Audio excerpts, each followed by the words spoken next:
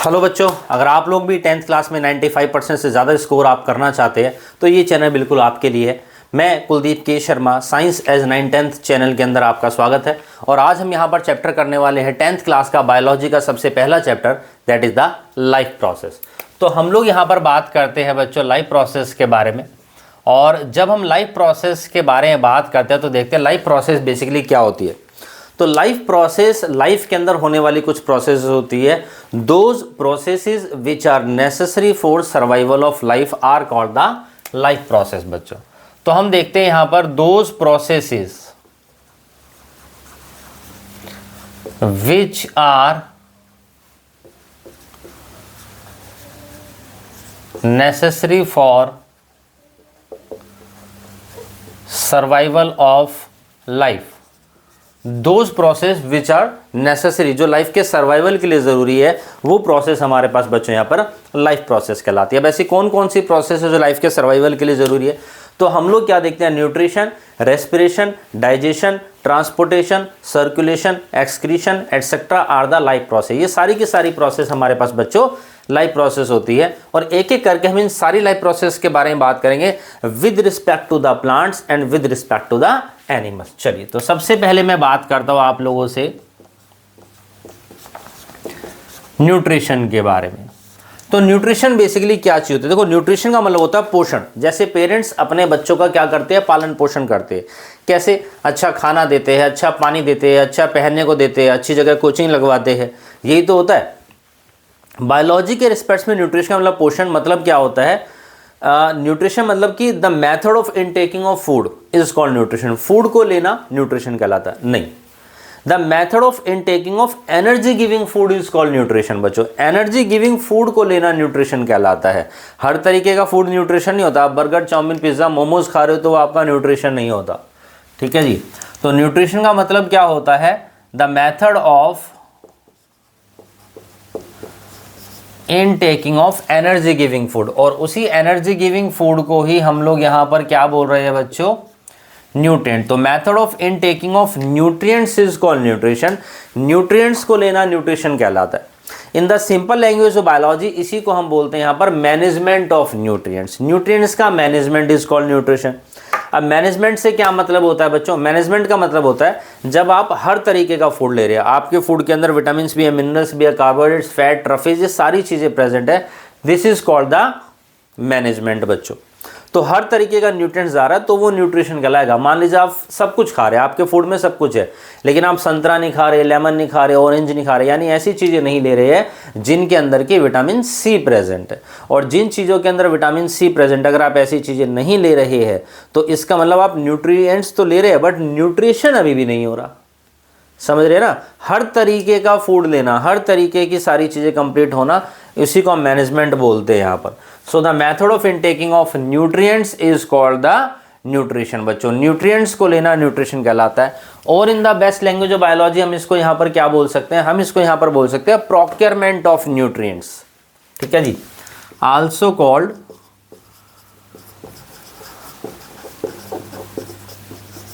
Procurement of nutrients is called nutrition. Procurement का मतलब भी मैनेजमेंट ही होता है बच्चों। ठीक है जी। प्रोक्योरमेंट का मतलब भी मैनेजमेंट ही होता है। अब सवाल ये आता है कि न्यूट्रिएंट्स क्या होते हैं? What are nutrients? तो हम लोग क्या देखते हैं, nutrients are the substances which are essential. Nutrients वो सब्सटेंस होते हैं जो कि एसेंशियल होते हैं for normal growth, development and maintenance of our body. तो न्यूट्रिएंट्स वो सब्सटेंस होते हैं, दोज आर एसेंशियल, जो कि जरूरी होते हैं बच्चों for normal growth, development and maintenance of our body. हमारी बॉडी की नॉर्मल ग्रोथ के लिए, हमारी बॉडी के डेवलपमेंट के लिए और हमारी बॉडी की मेंटेनेंस के लिए ज़रूरी होते हैं। वही सब्सटेंस हमारे पास न्यूट्रिएंट्स कहलाते हैं। कार्बोहाइड्रेट है, फैट है, रफेज है, ठीक है जी, ये सब इसके क्या होते हैं बच्चों, examples. Carbohydrates, fat, vitamins, roughage etcetera, ये सारी चीज़ें हमारे पास क्या होती है बच्चों, ये सारे के सारे न्यूट्रिएंट्स है। अब इन न्यूट्रिएंट्स के सोर्स क्या, कहाँ से मिलेंगे हमारे को ये, तो जब हम बात करते हैं बच्चे सोर्स के बारे में, तो हमारे को मिलता है, देखो ये ग्रीन लीफी वेजिटेबल्स, जो ग्रीन लीफी वेजिटेबल्स होते हैं, fresh fruits, pulses, egg, milk, साथ साथ नोट्स बना सकते हैं आप लोग। तो ग्रीन लीफी वेजिटेबल्स है, फ्रेश फ्रूट्स है, पल्सेस है, एग है, मिल्क है, एटसेट्रा, वो भी लिख देते हैं, चलिए जी, ETC एटसेट्रा।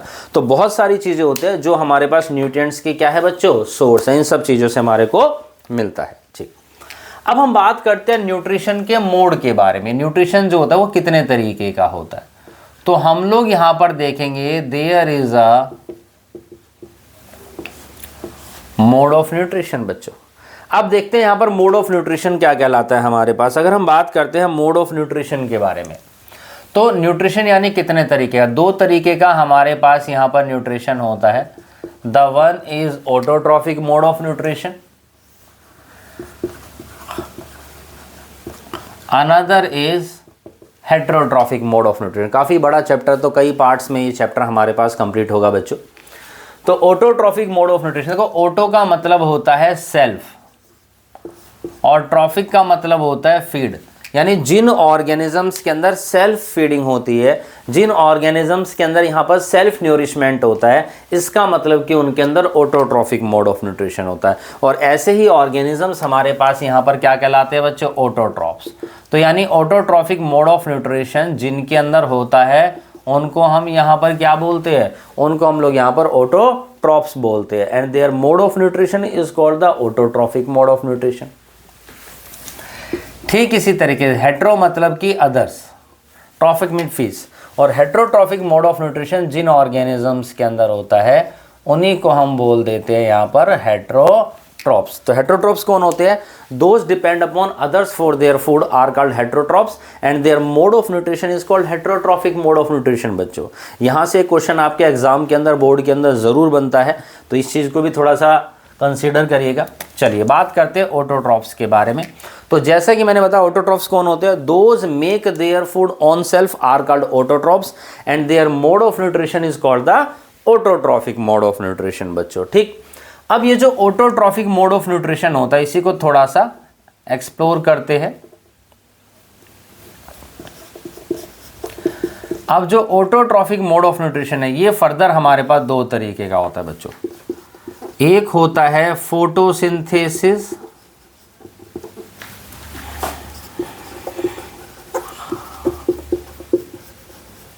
और दूसरा होता है हमारे पास कीमोसिंथेसिस बच्चों। ठीक है, एक होता है मेरे पास यहाँ पर फोटोसिंथेसिस और दूसरा होता है हमारे पास यहाँ पर कीमोसिंथेसिस।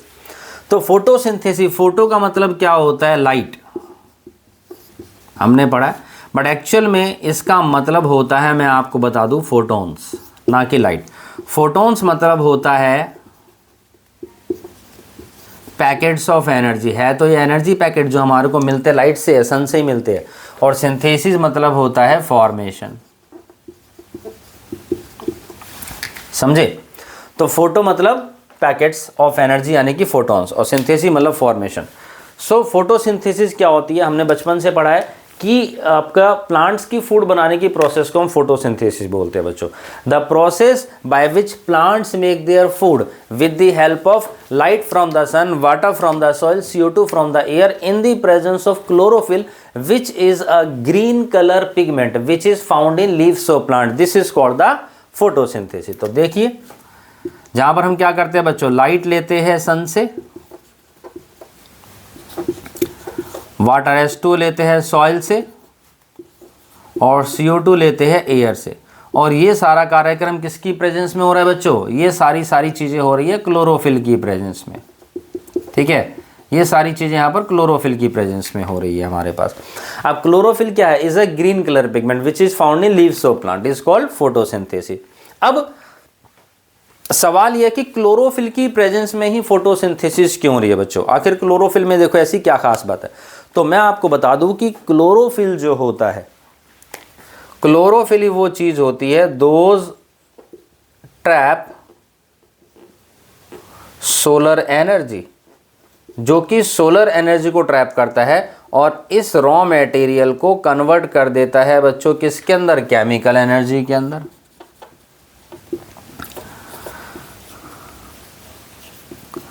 इस रॉ मटेरियल को कन्वर्ट कर देता है बच्चों किसके अंदर? केमिकल एनर्जी के अंदर।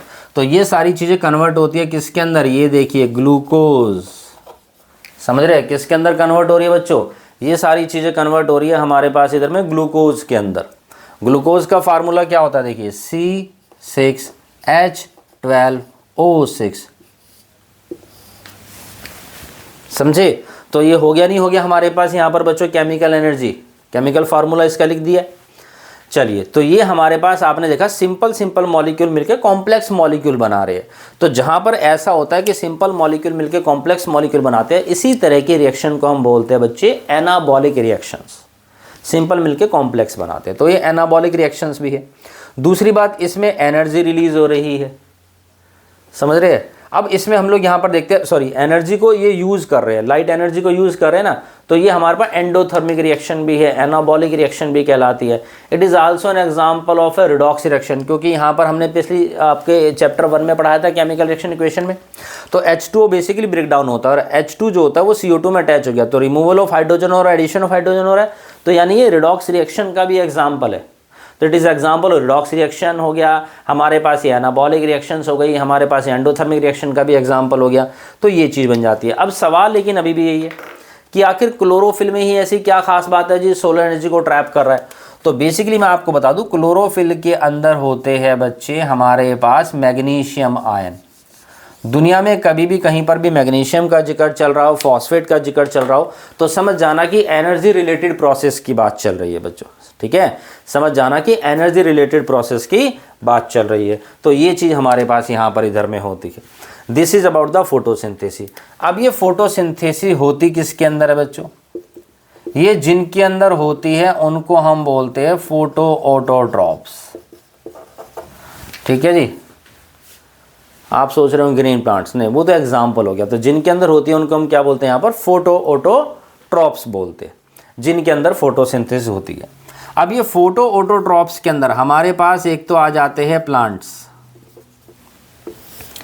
And also some bacteria. क्या बात कर रहे हैं सर, क्या बैक्टीरिया के अंदर भी फोटोसिंथेसिस होती है? हाँ बच्चों, बैक्टीरिया के अंदर भी फोटोसिंथेसिस होती है।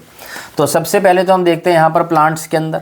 तो प्लांट्स में आ जाते हैं जी आपके ग्रीन प्लांट्स, जिनके अंदर फोटोसिंथेसिस होती है, ठीक?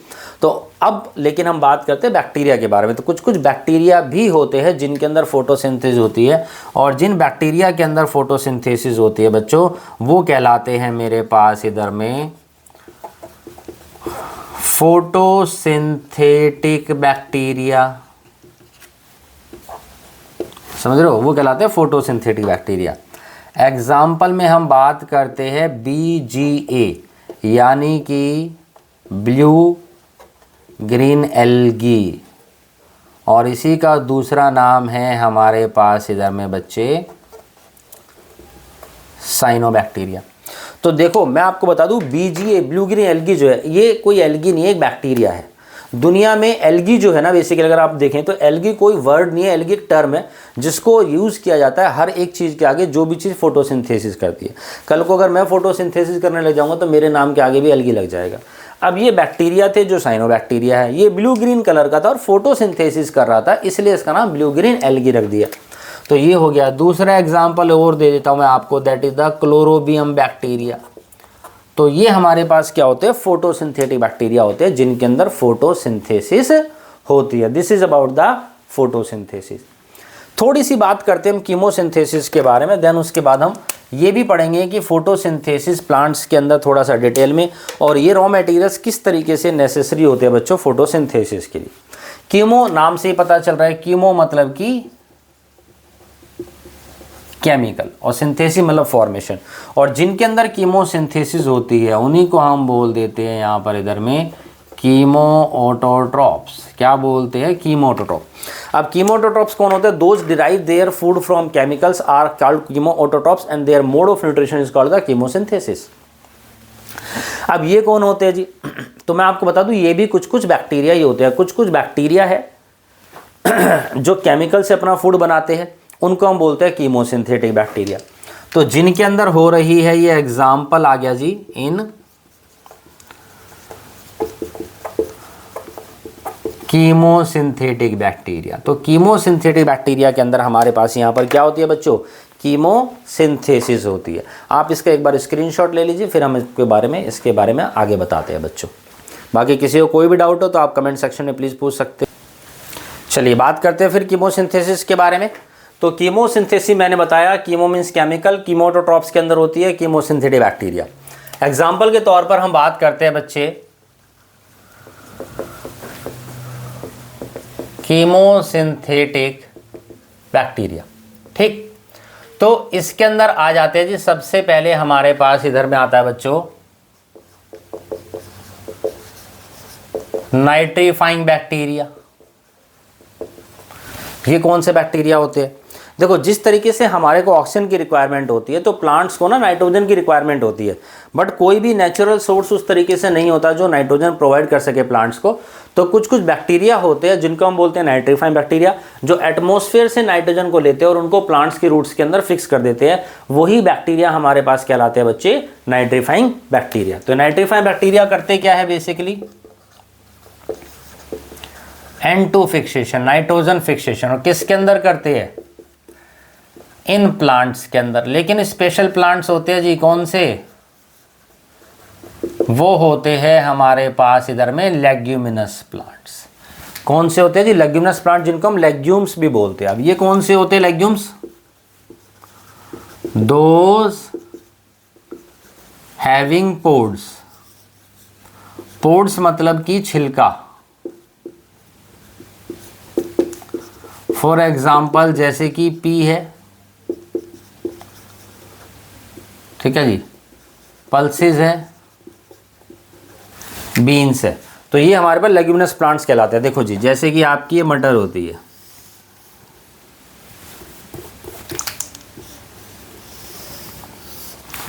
अब इसके अंदर हम लोग क्या देखते हैं? इस तरीके से आपके मटर के सीड होते हैं बच्चे।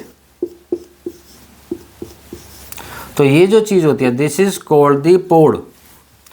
ये हमारे पास हो जाता है सीड। अब आप देखेंगे जो मटर का दाना होता है ना, एक छोटी सी डंडी के ऊपर होता है ना, इसी को हम बोलते हैं फ्यूनिकल। और ये जो अटैचमेंट होता है बच्चे, इसी को हम बोलते हैं हाइलम। तो जैसे आप मटर का दाना उस डंडी पर से हटाएंगे तो वहाँ पर ना एक वाइट कलर का पैच होता है, जिसको कि हम लोग यहाँ पर इधर में हाइलम बोलते हैं बच्चों। आ रही है बात समझ में? चलिए, कमेंट सेक्शन में अगर कोई डाउट्स आता है तो आप साथ साथ पूछ भी सकते हैं, मैं आप ज़रूर रिप्लाई करूँगा उनका। तो ये हमारे पास इधर में क्या हो गया बच्चों? हाइलम होता है। तो ये हमारे पास लेग्यूमिनस प्लांट्स कहलाते हैं। तो ऐसे प्लांट्स के अंदर नाइट्रोजन फिक्सेशन कर रहे हैं N2। अब होता क्या है, बेसिकली एटमॉस्फेयर में नाइट्रोजन प्रेजेंट है मॉलिक्यूलर फॉर्म में, N2 की फॉर्म में। आसमान में ये बिजली चमकी है या और भी कुछ रिएक्शन के कारण ये ब्रेक हो जाता है और ये NO2 negative, NO3 negative, NH3 positive, यानी कि नाइट्रेट, नाइट्राइट और अमोनियम आयंस की फॉर्म में कन्वर्ट होकर के चला जाता है और प्लांट्स की रूट्स के अंदर फिक्स हो जाता है कुछ बैक्टीरियाज के थ्रू। तो ये नाइट्रोजन फिक्सेशन कहलाता है, आपका एलिमेंट है, इसी वजह से हम इनको कीमोसिंथेटिक बैक्टीरिया बोला है। फिर आते हैं बच्चों हमारे पास Fe बैक्टीरिया, आयरन बैक्टीरिया, कभी आयरन मैन लिख दो, ठीक है। फिर होते हैं हमारे पास इधर में सल्फर बैक्टीरिया, और भी बहुत सारे होते हैं। अब ये क्या चीज़ है? तो जैसे हम पौधों में ना खाद डालते हैं बच्चों, खाद होती है देखो दो तरीके, एक होती है देसी खाद होती है, एक केमिकल वाली खाद होती है। जो केमिकल वाली खाद होती है उन्हीं को हम बोलते हैं फर्टिलाइजर। देसी खाद जो होती है उनको हम बोलते हैं यहाँ पर क्या बच्चे? उनको हम बोलते हैं कंपोस्ट, वर्मी कंपोस्ट, मैन्योर्स, आपने पढ़ा होगा जो, ठीक। तो यहाँ पर हमारे पास फर्टिलाइजर्स होते हैं। तो जो फर्टिलाइजर्स होते हैं, एनपीके खाद होती है, बहुत सारी खाद होती है, तो कुछ कुछ बैक्टीरिया उसमें से आयरन को डिराइव कर लेंगे, सल्फर को डिराइव कर लेंगे, जो है पोटेशियम को डिराइव कर लेते हैं, तो वो बैक्टीरिया हमारे पास कीमोसिंथेटिक बैक्टीरिया कहलाते हैं, जो आपका कीमोसिंथेसिस कर रहे हैं। So this is about the chemosynthesis हमारे पास यहाँ पर। तो हमने आपको न्यूट्रिशन के बारे में बताया, मोड ऑफ न्यूट्रिशन के बारे में बताया, न्यूट्रिएंट्स के बारे में बताया, न्यूट्रिएंट्स के सोर्स के बारे में बताया। मोड ऑफ न्यूट्रिशन दो तरीके का होता है हमारे पास, ऑटोट्रॉफिक मोड ऑफ न्यूट्रिशन एक हमारे पास और दूसरा heterotrophic mode of nutrition. Autotrophic mode of nutrition दो तरीके का होता है बच्चों, फोटोसिंथेसिस होता है और कीमोसिंथेसिस होता है, जहां पर मैंने आपको फोटोसिंथेसिस के बारे में बताया और कीमोसिंथेसिस के बारे में बताया। नेक्स्ट वीडियो में हम आपको बताएंगे बच्चों कि कौन कौन से रॉ मटेरियल्स नेसेसरी है फोटोसिंथेसिस के लिए, उसके बारे में बात करेंगे और इस टॉपिक के कुछ इंपॉर्टेंट क्वेश्चंस को भी हम क्लास में ही डिस्कस करेंगे। अगर आपको वीडियो अच्छी लगी तो प्लीज़ बच्चों चैनल को लाइक करो, फॉलो करो, सब्सक्राइब करो और अपने फ्रेंड्स के साथ शेयर भी करिए। और 95% प्लस मार्क्स लाना चाहते हैं तो बिल्कुल ये चैनल आप ही लोगों के लिए है। और मैं आपको बता दूं, हम जितने भी टॉपिक्स लेंगे व्हाइट बोर्ड पर एक एक चीज़ लिख करके लेंगे, बिल्कुल प्रॉपर। थैंक यू दोस्तों, आप इसका स्क्रीनशॉट ले लीजिए।